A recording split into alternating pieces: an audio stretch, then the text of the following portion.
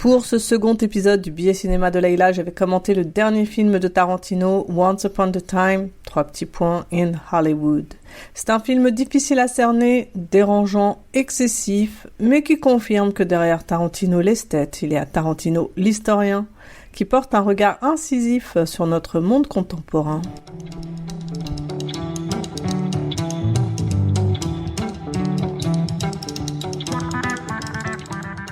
Revenu bredouille de Cannes 2019, Tarantino signe quand même un très grand film de cinéma. Parfaitement fidèle à lui-même, chargé d'énergie dès les premières secondes et très stylisé, avec une bande-son déraillante, une déclinaison fascinante du féminin et un moment de vengeance explosif bien sûr. Au cinéma, tout est permis comme dans un fantasme, c'est la folle liberté de Tarantino de nous livrer les siens, avec en creux une pudique sentimentalité qui finit toujours par surgir. Le film commence avec de modestes lenteurs pour finir par un carnage aussi drôle que trash. Tarantino est un virtuose du cinéma et pas seulement un recycleur de formes. Et le plus audacieux est encore au-delà de tout ça, c'est ce portrait à rebrousse-poil et déconcertant du mouvement hippie.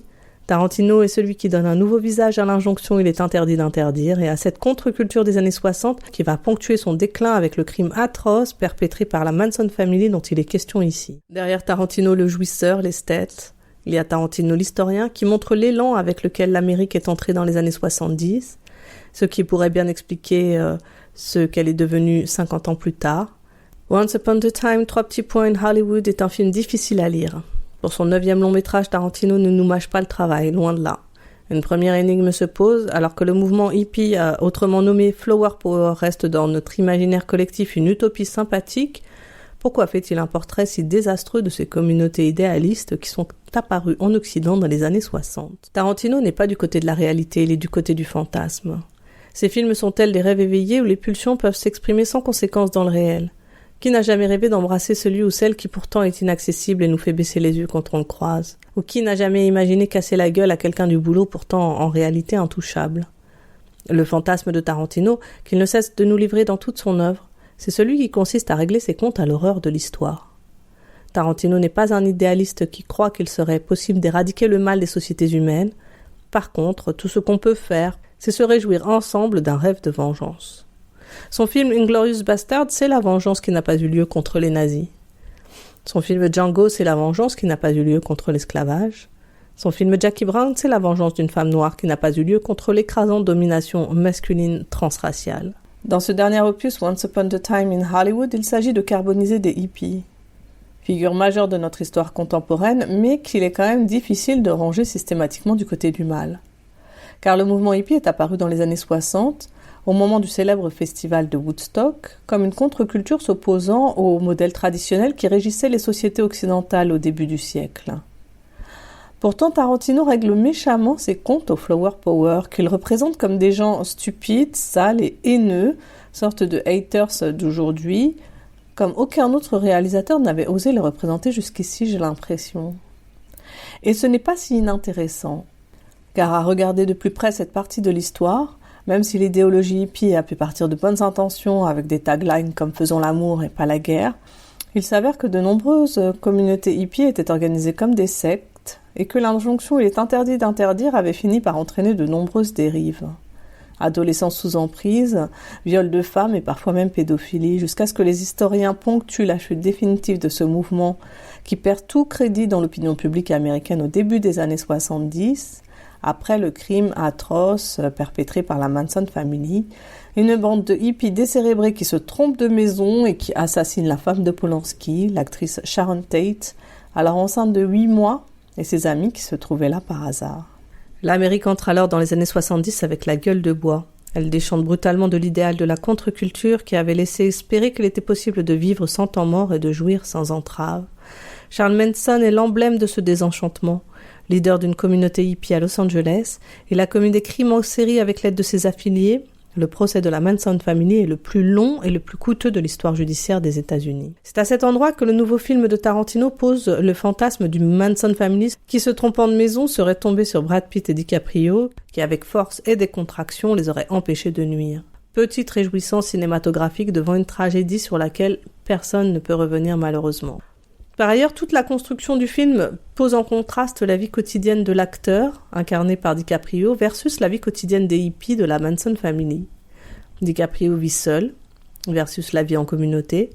Il travaille dur et se lève tôt versus la paresse jusqu'en milieu d'après-midi. Il prend soin de lui versus ils sont négligés. Il respecte la hiérarchie de l'industrie du cinéma versus l'absence totale d'autorité. Mais surtout, DiCaprio sait jouir de la parole, acte fondamental du jeu d'acteur, autant qu'à Tarantino qui est un des meilleurs dialoguistes de l'histoire du cinéma, alors que les hippies vivent dans un silence mortifère. Comme si jouir sans entrave empêchait l'homme de développer l'acuité du langage. Comme si, privé du plaisir de la parole, le hippie ne pouvait prendre que l'imbécile trajet de la pulsion, certes d'abord joyeusement sexuel, comme chez la sublime adolescente du film, mais qui ne pourra malheureusement pas empêcher ce moment de retour du refoulé sous la forme d'une pulsion criminelle. Pour conclure, il me semble évident que Tarantino plaide pour le monde traditionnel pour lequel il ressent une certaine nostalgie, ce qui valorisait le travail, la hiérarchie et l'éloquence. Il considère que c'est l'effort de tout homme et femme pour entretenir les civilisations humaines, ou autrement dit la culture. Or, je me risque à dire que jamais l'Amérique, et l'Occident par conséquent, n'a été aussi inculte qu'aujourd'hui. Jamais les limites n'ont été aussi éclatées qu'aujourd'hui, jamais dans l'histoire de l'humanité les autorités n'ont autant vacillé. Nous sommes entrés dans une nouvelle ère où l'injonction à jouir est toujours première en réalité, via l'incessant discours publicitaire. Cet état de fait n'est pas arrivé du jour au lendemain, mais provient de cette fissure qui apparaît dans les années 60 sous forme de l'idéologie hippie. Le marché est aussi une sorte de pousse au crime, au moins pour la planète, mais qui est soutenu par ce discours publicitaire et par la propagande marketing qui nous suggère l'idéal d'une vie vautrée dans la luxure et le confort. Le mouvement hippie, selon Tarantino, est un drame pour l'histoire des civilisations. On n'est pas forcé d'être d'accord avec lui, mais c'est quand même une question intéressante. Et pour ceux qui n'aiment pas trop philosopher, vous trouverez quand même du plaisir à aller voir ce film. Tarantino s'amuse à y mettre des tas de citations cinématographiques et à faire s'entremêler tous les genres. C'est un peu un polar, un peu un film d'horreur, un peu un feel-good movie, un peu un film de guerre, un peu une comédie, un peu un film d'arts martiaux. Il y aurait encore beaucoup de choses à dire sur ce film. Brad Pitt est très drôle. DiCaprio est très émouvant. Je ne commenterai pas la provocation antiféministe. L'hommage à Sharon Tate me semble lui faire honneur. J'aime bien le conseil donné à toutes les jeunes femmes qui souhaitent faire du cinéma de prévoir des genouillères. Bref, je m'arrête là. Je voulais surtout défendre que Tarantino est un grand cinéaste, que ce soit dans le fond ou dans la forme. Vivement son 10e film. Embarrass yourself like that in front of all those goddamn people. All right, what's the matter, partner? It's official, old buddy. Has been. Merci pour votre attention. C'était une émission écrite et présentée par Leila Touati. Vous pouvez retrouver mes podcasts cinéma sur Radio Ems, la web radio de l'Est parisien, et sur ma chaîne YouTube, Le Billet Cinéma de Leila. À bientôt.